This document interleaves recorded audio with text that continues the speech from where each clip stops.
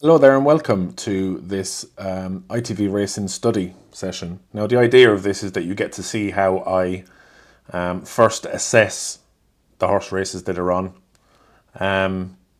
raw, unfiltered, whilst looking at the same screen that I'm looking at basically. Now quite often these will be the first time that I've seen the races post declarations.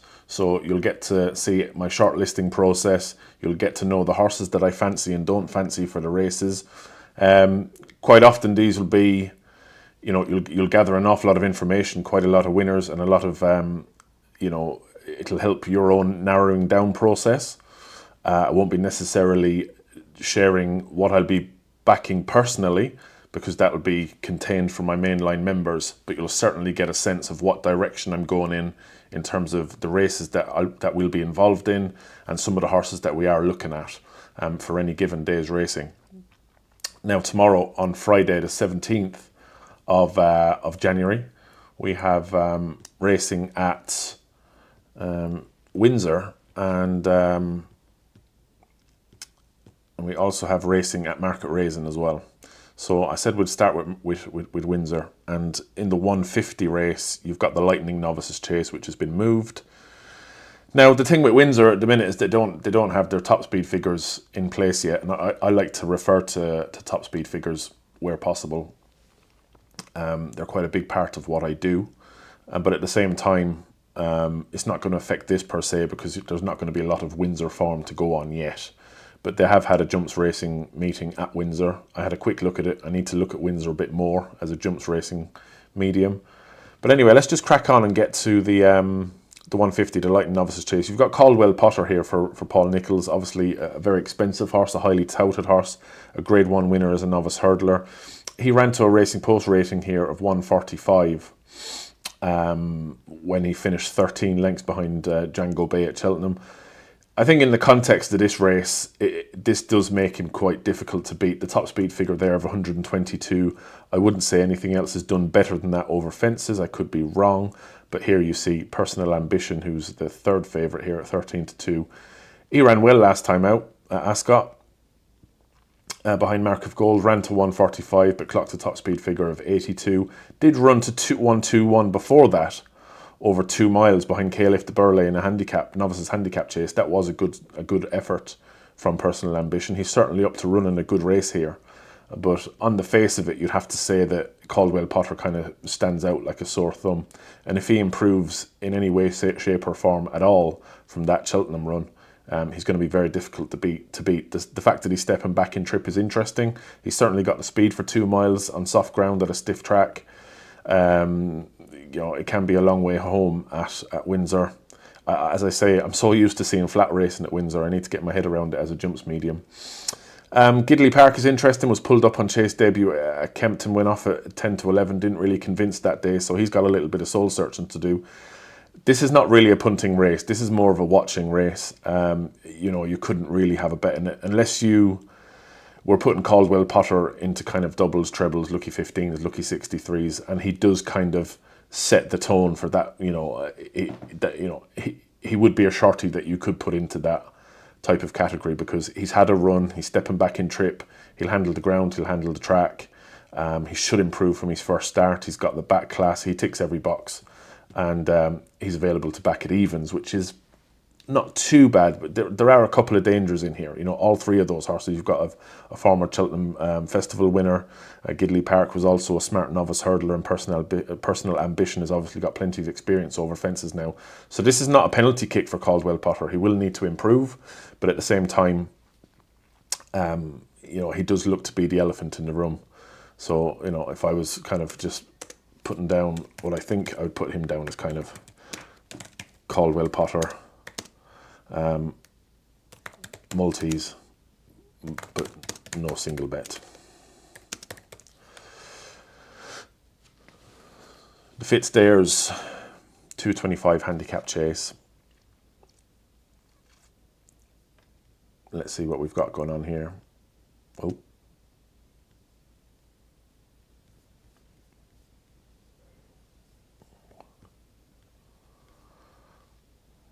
Okay.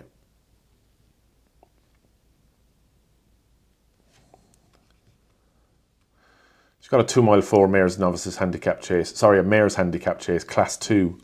Panic Attack is now with Dan Skelton. I'm sure that used to be with Pipe. I don't know how many starts she's had for Dan Skelton. My internet has been a bit slow. Not good, but these are the early renditions of these videos, so all we can do is crack on and take our learnings. Okay, yeah, so she's had 2 starts for Dan Skelton now. Okay, so look, we got 7 runners, so immediately you can ascertain that there's not going to be much of an each way shape, but you can see here that even with the 7 runners, quite a few firms, 1, 2, 3, 4, at least 4 of the mainline firms are offering 3 places with the 7 runners, so you know you can get involved here each way if you wish to, but it's obviously a much more contracted market. You know, the top 3 in the market, 11 to 4, 3 to 1, 4 to 1. Yeah, if you're backing one of those as an each way smash, it is kind of filthy stuff, and if they only hit the frame, you're going to lose money. If they win, you'll obviously make a profit, but you need them to win, really. I used to bet in that kind of way, but I don't really do it anymore.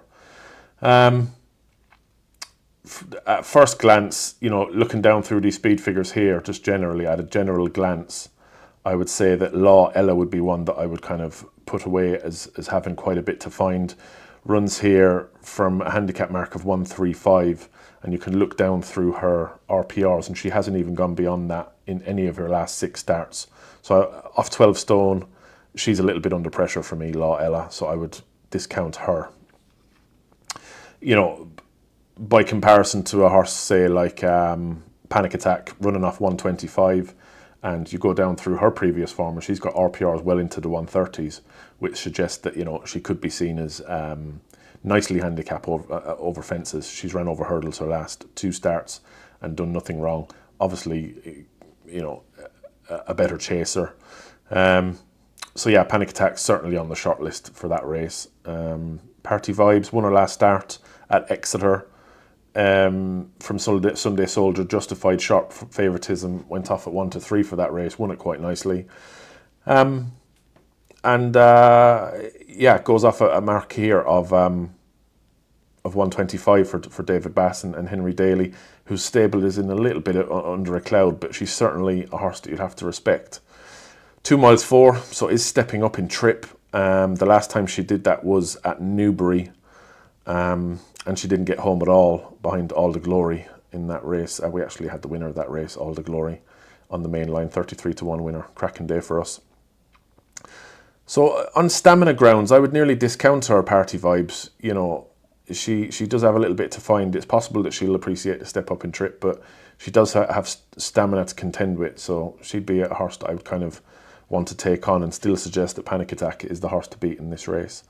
I love the Nightlife for Joe Tizard. Let's have a look at this one. Has had 3 starts so far this season. 118, 126, 127. So it's kind of steadily progressing. Does have a nice speed figure there of 115 at Kempton. On good ground. Seems to be fairly versatile in regards to the ground. Though maybe a little bit better on better ground. But yeah, wouldn't be out of it. And you can see here that, you know, 13 to 2 with the 3 places, 6 to 1 with the 3 places. Some people might be interested in that. Game On for Glory, Lucy Wadham, running off 126.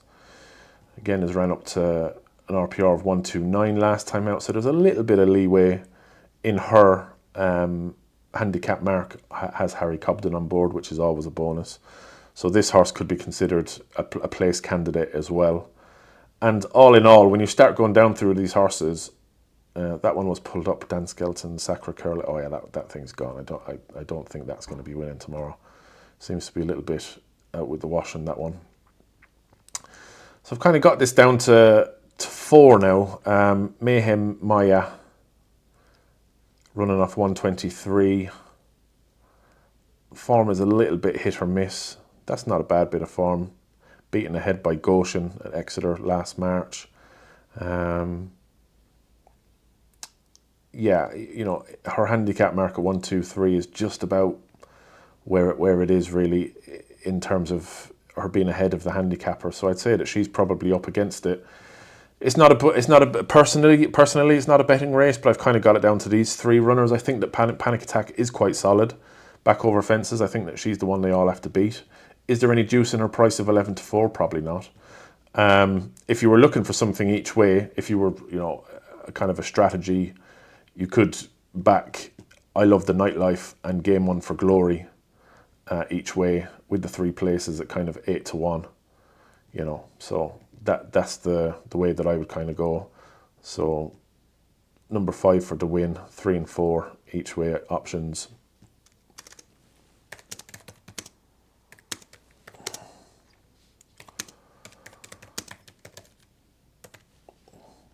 But as I say, that's a no bet race for me because it's just difficult to ascertain where the value is between them two. And yeah, it just overall, in terms of a value proposition, it wouldn't be for me. But if you are having a play at Windsor, that's kind of the way that I'd be looking at that race. 2 more races at Windsor to have a quick look at.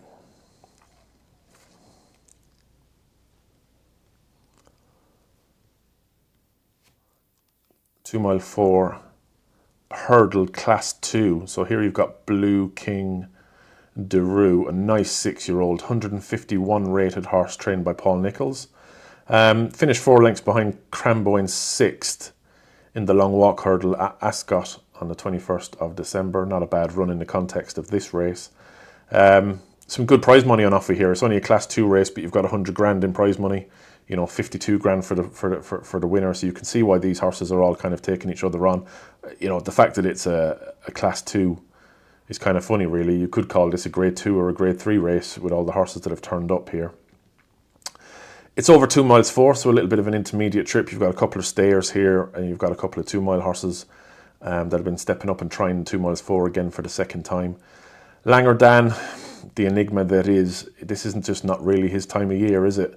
The handicapper is refusing to drop that mark. He's been on 160, he's glued to 160. At some point, the handicapper will have to relent a little bit.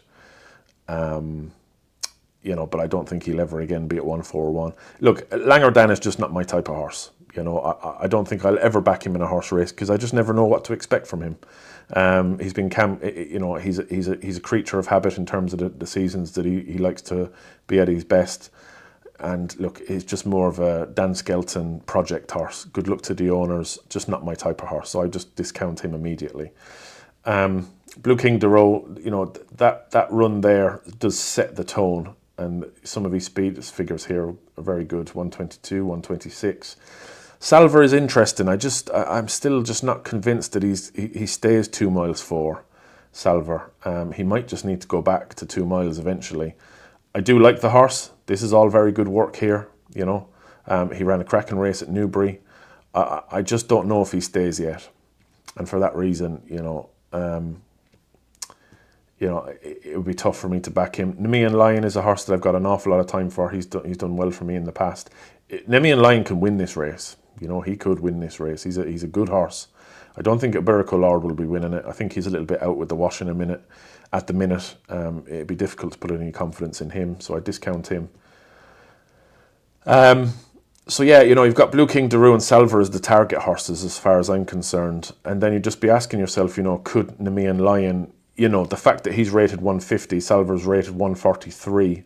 So on official ratings, Nemean Lion is £7 superior to Salver, yet he's available to back at 12-1 with one firm. That's interesting. Okay, so I don't know why William Hill are 12-1 and everyone else is 6-1 and 11-2. Make of that what you will. William Hill going 12-1 about Nemean Lion. That seems quite generous to me. But that's the way I'd be looking at that. So, 1, 2 and 3 in the betting, I would discount the rest of them really. Langer, Dan and Iberico Lord and suggest that it's between these three. But again, not really a betting race for me. I like Nemean Lion. If it was my last fiver, I might just go with him.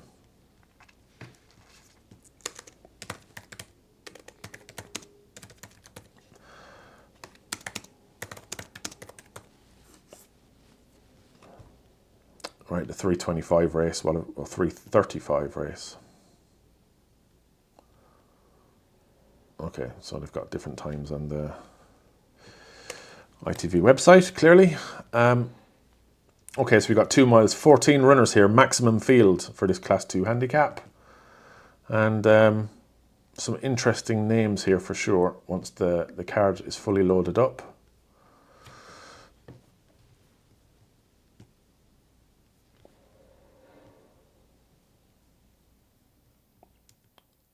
So Paul Nicholls has the 5-1 market leader here with Cabrel de Mafan.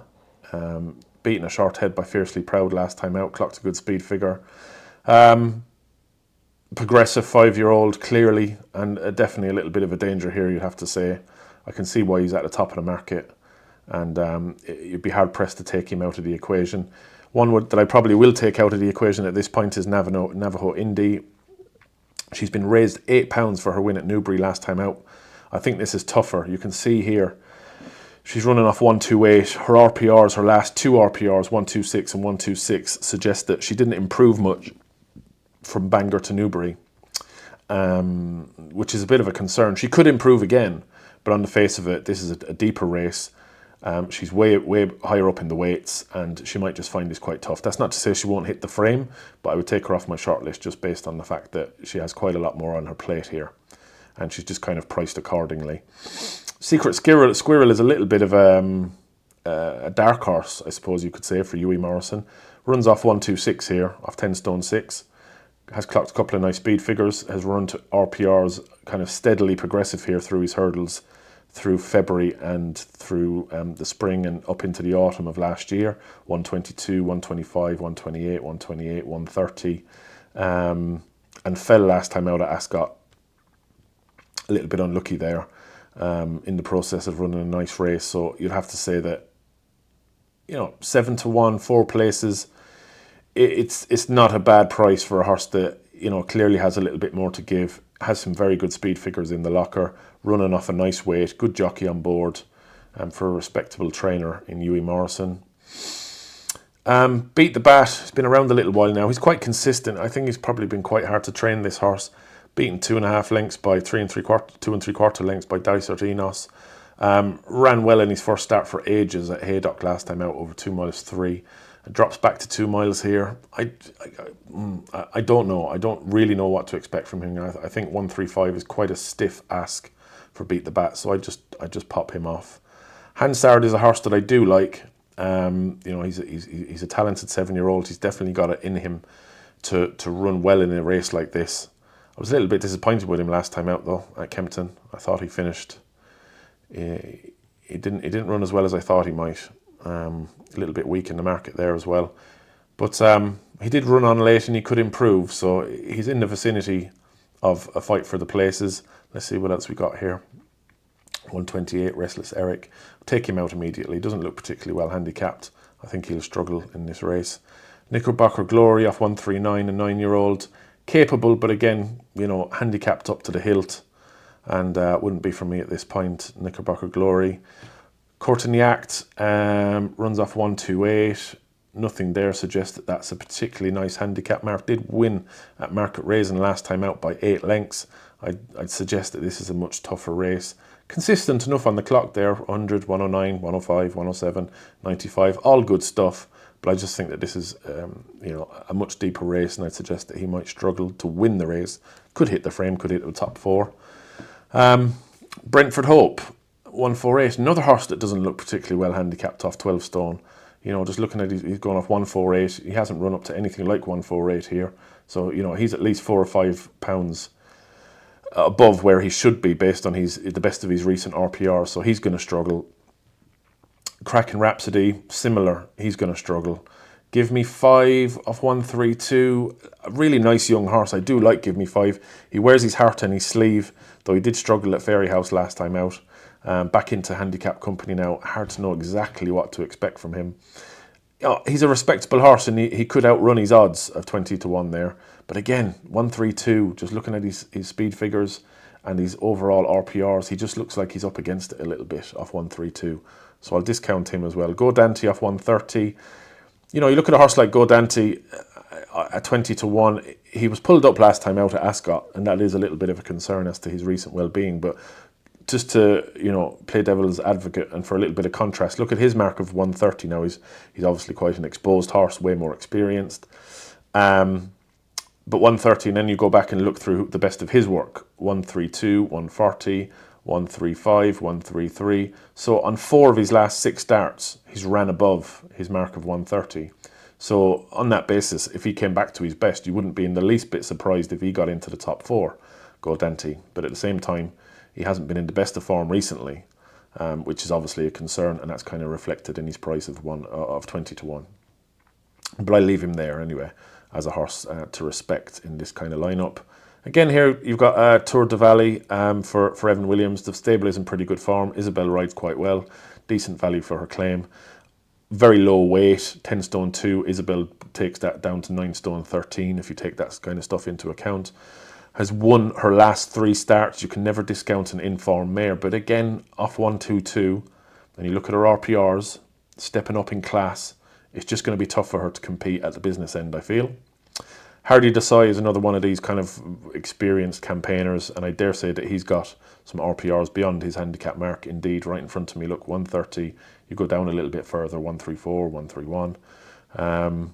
So similar to Gordenti in the sense that he's experienced, and if you go back further, you can see that he does have some very good form back here from 2022, but that was quite a long time ago, obviously. So kind of just one of those horses that will be steadily regressive. He's got Will Featherstone on board, claiming 7. You know, would you say that you prefer to have Gav Sheehan on board, more experience? I think he'll struggle, Hardy Desai. So all that given, you know, I think that these two at the top of the market, Cabral de Mathan and Secret Squirrel, are the two to focus on from the up-and-coming kind of youngsters in the race. So 3, 13, and then 2 and 8 would be kind of your slightly more exposed horses, Hansard and Gordenti, but it wouldn't surprise you if they were to get in amongst it. So 2, 3, 8 and 13 there for the short list.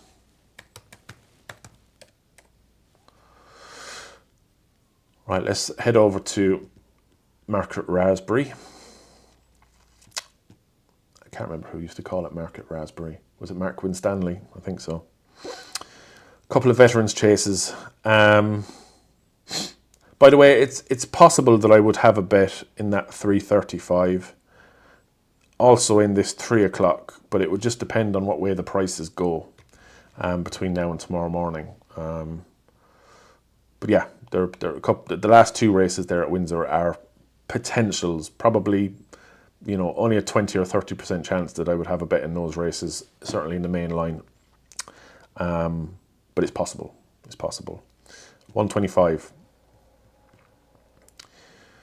2 miles 5 handicap chase for veterans, which is usually horses 10 and over. Yeah, and this one is rated 0 to 150. Grandad's Cottage. He's had a little bit of a storied career. Capable horse on his day. Indeed, won at Carlisle by 10 lengths last time out on soft ground. Yeah, you know, I can see why he's at the top of the market. But he is up £6 now. But 10-year-olds, I remember my colleague and friend Andrew Mount telling me a stat about 10-year-olds in these races being quite profitable to follow, and that they win kind of the lion's share, which kind of makes sense because they've got a little bit more youth on their side. But let's just have a look down through this race.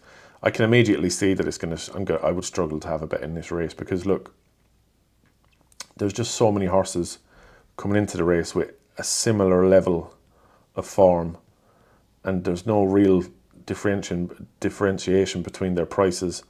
Railway Hurricane is interesting, coming over here for Gavin Cromwell. Has a couple of good speed figures there in the lock, running off 135. I think this is a really, really competitive race. Very, very tough to get a handle on. You'd have to go down to J'Etoile before you get to a horse that you would confidently discount. But even him, you know, you go back just to his 3rd run back in May, you know, where he ran to a good speed figure there.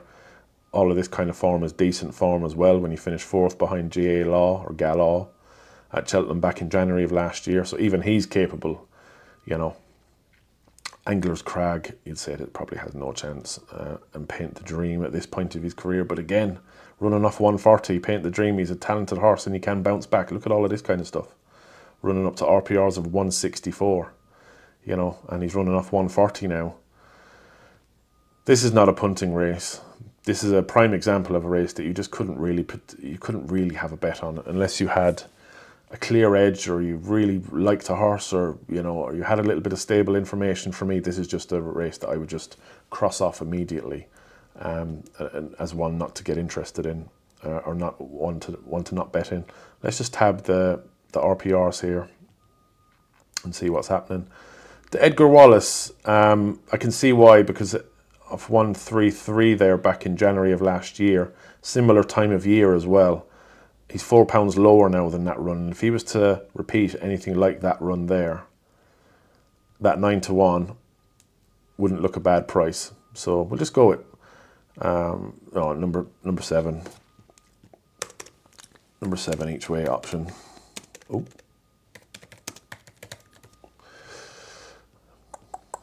One more for the road.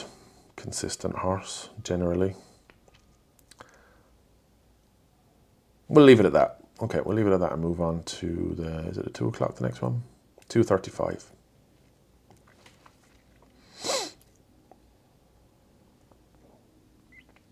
Okay, so this is the Veterans Chase Series final. I think this was supposed to be at Sandown, wasn't it? But it's been moved. So yeah, some quality horses here, some good old faces, and a lot of the same field that was at Sandown. I don't know if it's the exact same field. Copperhead heads the market for Joe Tizard, ridden by Freddie Gingell, claiming £3, 7-2, just about where he should be in the market. Would he be for me? Strictly, no. 133, that's the best RPR he's ran to, suggest that he's not necessarily ahead of the market, or ahead of his handicap mark. So I'd probably take him off. Eldorado Allen, I couldn't take him off. I love Eldorado. I'm not going to take him off the short list. I like him too much. Sometimes it's a case of heart over head. Sam Brown is a similar story, really. I actually backed Sam Brown in the Hennessy, the Coral Gold Trophy last time out. But he's got a £10 claimer on tomorrow. I think he'll probably struggle, let's be real about it. Fortescue, capable horse on his day. He's never really been a horse that's took my fancy very much, I have to be honest, because he's so inconsistent. Like, look, he can run up to stuff like this, 135, 120, RPR of 140. That would give him a massive chance off 130 and 10 stone 5 with Hugh Nugent taking 3 off. But then you see when he does this type of stuff, like the running up to 117 and 98 last time out, you couldn't back him. He just not the type of horse that I could back in a month of Sundays. Empire Steel doesn't look very well handicapped off 142, to be honest. He's got the back class and the ability to fare well in a race like this, but could I back him? Probably not. I think I know what's going to happen here. Remastered, too inconsistent. Never know what to expect from him.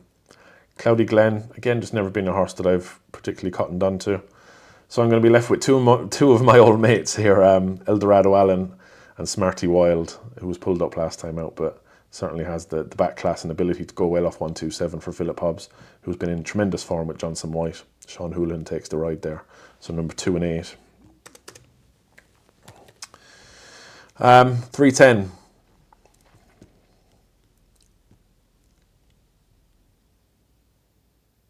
It would have to be a bumper, wouldn't it?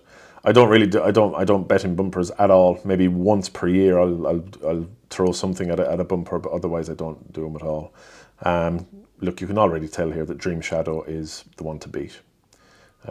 Clocked a good speed figure there of Utoxeter. Sometimes it's very hard to translate these speed figures in bumpers, but I would suggest that one is the one they have to beat. So Dream Shadow and those two. So Queen of the Jukebox and Smile Back. So we've got 7, 9, 3, 7 and 9 for the short list in the bumper. 3, 7, 9 for the short list in the bumper. That's Friday's ITV Racing.